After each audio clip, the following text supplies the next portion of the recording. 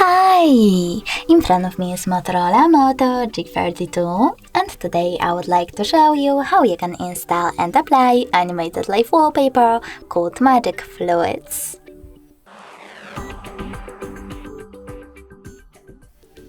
Firstly, just go into Play Store and type in Magic Fluids. Now you need to download this free app, this one, from Mad Scientist developer, and when it's ready, tap on Open.